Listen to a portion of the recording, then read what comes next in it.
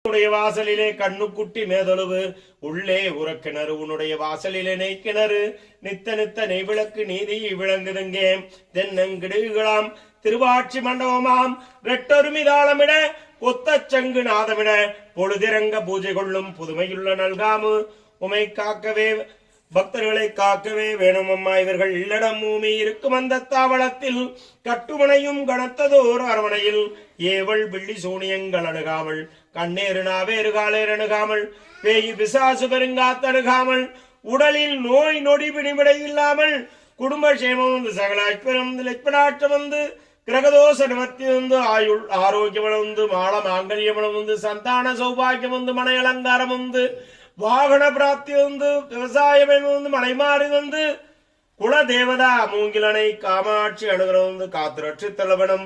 ஓம் ஸ்ரீம் மூங்கிலனை காமாட்சி உமையுடைய காவல்.